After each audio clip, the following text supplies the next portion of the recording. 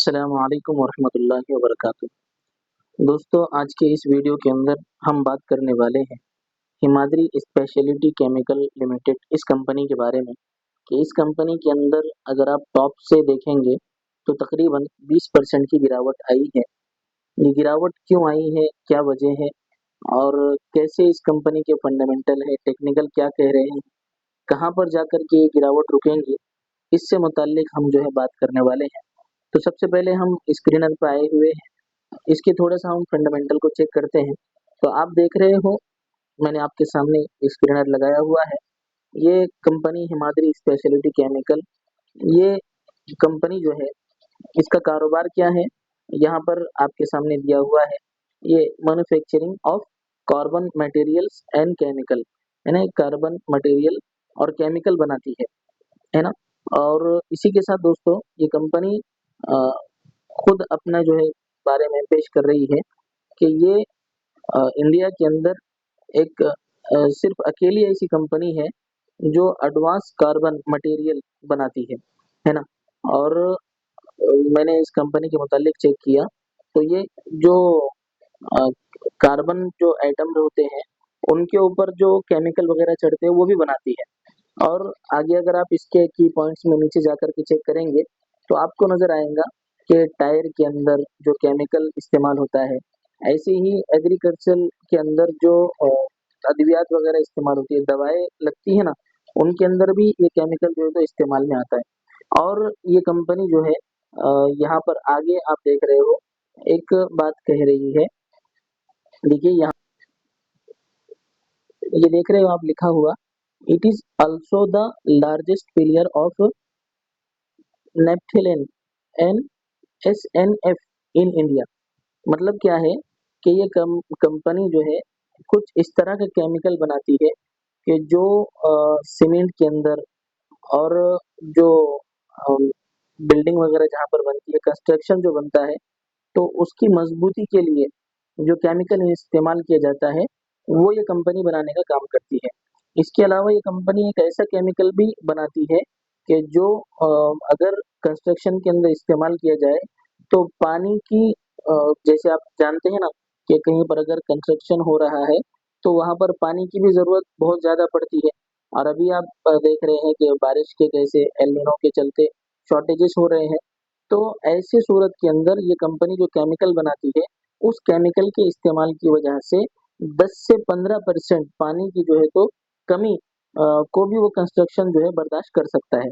यानी अगर उतना पानी उसको ना भी दिया जाए तब भी जो है तो वो कंस्ट्रक्शन के अंदर कोई कमजोरी नहीं आएगी और वो बराबर मतलब मजबूती बरकरार उसकी रहेंगी। ठीक है? तो मतलब ये कंपनी का बिजनेस मॉडल बहुत अच्छा है और फ्यूचर ओरिएंटेड भी है।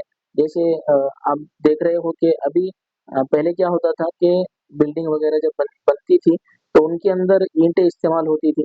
अभी जो है तो एक गट्टू टाइप जो है इस्तेमाल हो रहे हैं, बॉक्स टाइप जो कुछ चीज़ों से थर्मोकोल वगैरह केमिकल के ज़रिए से बनाए जा रहे हैं। तो इस कंपनी का जो केमिकल है वो बहुत सारे कामों के अंदर इस्तेमाल किया जाता है। मतलब ये है कि बिजनेस इस कंपनी का बहुत ज़बरदस्त है ना? और आप देख रहे हो मार्केट कैप 33,000 करोड़ से प्लस है। मतलब मिड कैप साइज ये कंपनी है। आप अगर इसके पी को चेक करेंगे, स्टॉक के पी को चेक करेंगे तो देखिए 41.8 का स्टॉक का पी है और इंडस्ट्री का पी अगर आप चेक करेंगे ना तो 44.8 का इंडस्ट्री का पी है। यानी कि ये कंपनी अभी जो है तो अपने इंडस्ट्री के पी से आपको सस्ती नजर आ रही है। प्रमोटर की होल्डिंग भी आप इसके अंदर चेक कर रहे हो तो 52.5% प्रमोटर की होल्डिंग है। आरओई भी अच्छा है। बुक वैल्यू वैल्यू जो है तो 93.3 का है और करंट प्राइस जो अभी चल रहा है, आप गिरावट के बाद चेक कर रहे हो, 662 रुपए का करंट प्राइस इसका अभी चल रहा है। स्टॉक ने हाई लगाया था 820 रुपए का और लो जो लगाया था वो 418 रुपए का लगाया था। ठीक है? अभी हम चलते हैं मोटा मोटा इसके फंडामेंटल की तरफ, ज्यादा हम इसके अंदर वक्त को बर्बाद नहीं करेंगे। आप इसके जो है थोड़ा सा प्रॉफिट एंड लॉस स्टेटमेंट को चेक कीजिए। तो कंपनी का प्रॉफिट एंड लॉस जो स्टेटमेंट अगर आप चेक करोगे ना तो कहीं पर भी आपको खराबी नजर नहीं आएगी। आप देख रहे हो मुसलसल 2000 कोरोना के बाद से इस कंपनी के अंदर जो है सेल्स के अंदर आपको जंप नजर आ रही है। देखिए यहाँ पर 2021 के अंदर 1679 करोड़, फिर 2700 से प्लस, फिर 4172, फिर जो है 4185, फिर 4000, मतलब बढ़ता जा रहा है 4661, यानी कि सेल्स मुसलसल बढ़ती जा रही है। अगर आप इसी तरह इसका अगर आप नेट प्रॉफिट चेक करोगे ना, तो नेट प्रॉफिट के अंदर भी आपको जंप नजर आएगी। एपीएस भी जो है मुसलसल आपको बढ़ता हुआ इसके अंदर नजर आ रहा है। देखिए मुसलसल एपीएस भी क्या होता जा रहा है, बढ़ते जा रहा है। डिविडेंड भी ये कंपनी जो है ना, तो अच्छा खासा अपने शेयर होल्डर को पे कर रही है, अपने इन्वेस्टर को पे कर रही है। मतलब ये है कि कंपनी जब कमाएंगी तभी तो अपने इन्वेस्टर को और शेयर होल्डर को जो है तो डिविडेंड दे सकेंगी। आप देख देख सकते हो कि पहले तो कंपनी 20% तक, 13% तक डिविडेंड दिया करती थी। अभी जो है तो कंपनी ने 5% डिविडेंड इस क्वार्टर पे किया है। ठीक है, अभी हम चलते हैं नीचे बैलेंस शीट के ऊपर। बैलेंस शीट आप इसकी अगर चेक करोगे तो देखिए आप 50,000 करोड़ की इस कंपनी का इक्विटी कैपिटल है। ठीक है, अगर आप एक चीज जो मुझे इसके अंदर आपको बतानी है वो ये है दोस्तों कि ये कंपनी ने अभी एक प्रोजेक्ट के ऊपर अपना कैश फ्लो को लगाया है, जिसकी वजह से इसका नेट जो कैश फ्लो आपको देखने को मिल रहा है ना, आप देखिए यहाँ पर आपको नेट कैश फ्लो नजर आ रहा होगा लिखा हुआ, ये नेट कैश फ्लो है।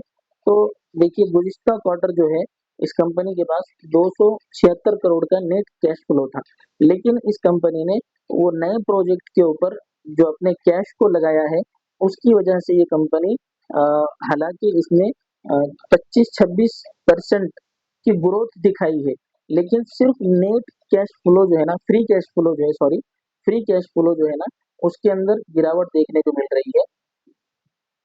और इसकी वजह क्या है कि इस कंपनी ने नए प्रोजेक्ट के अंदर अपने कैश फ्लो को लगाया है। ठीक है, अभी दूसरी जो वजह मुझे नजर आ रही है वो ये है कि अगर आप यहाँ पर चेक करोगे तो देखिए गुज़िश्ता क्वार्टर के अंदर क्या हुआ था, आप उससे पहले के क्वार्टर में देखिए कि एफआईएस की जो इसके अंदर पोजीशन थी वो 5.75%, यानी कि 5.6% थी। उसके बाद क्वार्टर 4 के अंदर एफआईएस ने जो है अपनी शेयर होल्डिंग को बढ़ाया और 5.6% से तकरीबन 6% में 2 पॉइंट कम अपनी परसेंटेज को एफआईएस ने जो है तो इंक्रीज किया। ठीक है, डीआईएस ने भी जो है अपनी पोजीशन को इसके अंदर इंक्रीज किया और इस क्वार्टर भी डीआईएस ने अपनी पोजीशन को बढ़ाया है। लेकिन जो सेलिंग जो आई है, मुझे ये लग रहा है कि ये जो एफआईएस है ना, तो इस क्वार्टर के अंदर एफआईएस ने सिर्फ कितने 10 पॉइंट अपने जो उनके पास पोजीशन थी, स्टेक होल्ड कर रहे थे, उसमें से 10 पॉइंट एफआईएस ने शेयर किए हैं। ये एक चीज है। और दूसरी जो चीज नजर आ रही है वो आप जानते हैं कि ये कंपनी क्या काम करती है, बैटरी के अंदर जो लिथियम केमिकल बनता है उसके अंदर ये काम कंपनी काम कर रही है। इस तरह तो क्या हुआ कि अभी ग्लोबली अनसर्टेनिटी की वजह से जो गाड़ियां हैं, इलेक्ट्रिक जो गाड़ियां हैं, ईवी बाइक है, उनके प्रोडक्शन के अंदर कमी आई है, जिसकी वजह से इस कंपनी के ऊपर भी उसका इम्पैक्ट पड़ा है। ठीक है, और जो एक चौथी वजह है वो अब मैं आपको बताऊंगा, लेकिन उसके लिए हमको चलना पड़ेगा इसके टेक्निकल की तरफ। तो चलिए टेक्निकल को देखते हैं और फिर जो है तो गिरावट कहाँ तक हो सकती है उसको भी हम समझेंगे, गिरावट कहाँ पर रुकेंगी, क्या लेवल्स निकल करके इसके आ रहे हैं। ठीक है, तो चलिए चलते हैं इसके टेक्निकल की तरफ। तो मैं आ चुका हूँ ट्रेडिंग व्यू के ऊपर, मैंने आपके सामने लगाया हुआ है हिमाद्री का चार्ट। आप देख रहे हो कि गुज़िश्ता 2 क्वार्टर पहले एफआईआई ने अपनी पोजीशन को इसके अंदर बढ़ाया था, जिसकी वजह से आपको यहाँ पर क्या देखने को मिल रहा था, एक अच्छा उछाल देखने को मिल रहा था, जो कि आपको यहाँ पर भी देखने को मिला इस पॉइंट पे आकर के। ठीक है, लेकिन अब क्या हुआ, गुज़िश्ता क्वार्टर इसके अंदर एफआईआई ने अपने माल को सेल किया, यानी क्वार्टर 1 के अंदर। ठीक है, तो टेक्निकल क्या दिख रहा है आपको, मैंने आपके सामने मंथली चार्ट लगाया हुआ है। मंथली चार्ट के ऊपर हम लगाएंगे इसका आरएसआई। आरएसआई इस चीज को बताता है कि कंपनी का जो स्टॉक है वो अभी ओवर वैल्यूड हुआ है, वैल्यूएशन इसके हाई हुए हैं, या फिर अभी ये बराबर वैल्यूएशन के अंदर चल रहा है। तो देखिए, हमने ये जो चार्ट लगाया हुआ है ना, इससे ये बात समझ में आ रही है कि कंपनी ने मंथली चार्ट के ऊपर ये बात को बताया था। देखिए आरएसआई प्राइस तो क्या हो रहा था इसका, यहाँ से आप देखिए प्राइस ने हायर हाई बनाया और फिर एक और हायर हाई प्राइस ने बनाया, लेकिन वहीं पर आरएसआई अगर आप चेक करोगे ना, तो आरएसआई हायर हाई के बजाय हायर लो बना रहा था, फिर वापस से एक हायर लो बनाया। इसको हम टेक्निकल लैंग्वेज के अंदर डाइवर्जन कहते हैं, यानी आरएसआई का और प्राइस का एक साथ न चलना, एक जैसा न चलना, बल्कि दोनों के अंदर तफावत और डिफरेंस का होना, इसको हम टेक्निकल लैंग्वेज में डाइवर्जन कहते हैं। और ये बहुत मतलब खतरनाक चीज होती है जो प्राइस को गिरा करके रहती है। ठीक है, तो ये एक चीज थी। दूसरी चीज जिसके लिए हमको चलना पड़ेगा डेली टाइम फ्रेम के ऊपर। डेली टाइम फ्रेम के ऊपर अगर हम चलेंगे तो देखिए मुसलसल इस स्टॉक के अंदर जो है ना, आपको अपसाइड मोमेंटम देखने को मिल रहा था, higher high higher low higher high higher low higher high, इस तरह से मुसलसल इसके अंदर आपको अपसाइड मोमेंटम देखने को मिला। तो अब क्या हुआ, जनरली जब इस तरह होता है ना, तो आमतौर पर प्रॉफिट बुकिंग आती ही है। और जाहिर बात है अगर एफआईएस ऐसी सूरत में प्रॉफिट बुकिंग करे तो काफी मतलब मैसिव गिरावट स्टॉक के अंदर आपको नजर आती है। और अगर आप देखेंगे ना, तो 19 अगस्त को इसके अंदर जो गिरावट आई है, तकरीबन 8% के आसपास इसके अंदर गिरावट आई, लेकिन सेम डे स्टॉक ने रिकवरी भी दिखाई। इस कैंडल के अंदर सेम डे रिकवरी भी दिखाई, ठीक है, लेकिन उसके बावजूद ये गिरावट रुकने का नाम नहीं ले रही। और फिर उसके बाद ये स्टॉक और भी मजीद कितने परसेंट गिरा, आप इसको यहाँ पर चेक कर सकते हो। वापस से ये स्टॉक 6.25% के आसपास गिरा। और कल भी ये स्टॉक जो है, तो यानी कि फ्राइडे को जब क्लोजिंग हुई थी वीकली, तो 7% प्लस ये स्टॉक के अंदर गिरावट आपको देखने को मिली। और वॉल्यूम भी अगर आप देख रहे होंगे ना, तो अच्छी खासी वॉल्यूम के साथ ये स्टॉक गिर रहा है। ठीक है, तो अभी इस स्टॉक के अंदर क्या हो सकता है वो हम उसके बारे में बात करेंगे। तो देखिए दोस्तों, ये स्टॉक अभी जो आकर के रुका हुआ है, अपने एक डिमांड जोन के पास आकर के रुका हुआ है। ठीक है ना, हम इसको हर टाइम फ्रेम के ऊपर चेक करेंगे।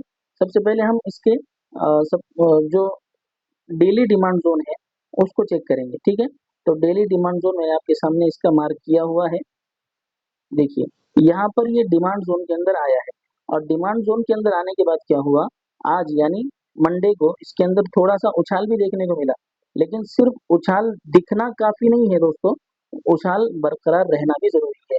यानी वो जो उछाल स्टॉक के अंदर आया है, तो वो आखिर तक बने रहना जरूरी है। वरना अगर इस तरह की कैंडल बनती है जैसे आज की ये कैंडल बनी है ना, तो मतलब ये ऊपर तो गया था, लेकिन मार्केट बंद होते होते क्लोजिंग जो आई, नीचे की साइड क्लोजिंग आई। तो ये चीज बताता है, ये इस बात को बताता है कि इसको जो क्लोज किया है, तो बड़े जो इन्वेस्टर है, जो बड़ा माल मार्केट के अंदर रखते हैं, उन्होंने इसके अंदर सेलिंग दिखाई है, और वो अभी खरीदने को इंटरेस्टेड नहीं है। ठीक है, तो अब ये स्टॉक जाकर के रुक कहाँ पर सकता है, तो हम इसका बड़ा टाइम फ्रेम लगाएंगे, और मंथली एक डिमांड जोन आपको देखने को मिल रहा है। ठीक है, मंथली डिमांड जोन मैं इसका आपको मार्क करके बताता हूँ। देखिए यहाँ से हम मार्किंग करेंगे 619 रुपए से, 619 से 539 के आसपास। अगर ये 539 के लेवल को तोड़ देता है, तो दोस्तों ये स्टॉक के अंदर काफी फिर आपको जो है ना वक्त तक गिरावट, मतलब साइडवेज ये स्टॉक देखने को मिलेगा। और फिर इस स्टॉक को थोड़ा आपको सेटअप वगैरह बनने तक के लिए वेट करने देना चाहिए। ठीक है, डेली टाइम फ्रेम का मैंने आपके सामने आरएसआई का लगाया हुआ है। तो देखिए आरएसआई ने जो है ना, तो 60 को भी क्रॉस किया, यानी कि 60 को भी ब्रेक डाउन किया, 50 को भी ब्रेक डाउन किया, और उसके बाद जो ये 40 आरएसआई का एक लेवल होता है उसको भी इसने ब्रेक डाउन किया। तो ये स्टॉक अभी जो जा रहा है ना, तो ओवरसोल्ड जोन की तरफ जा रहा है।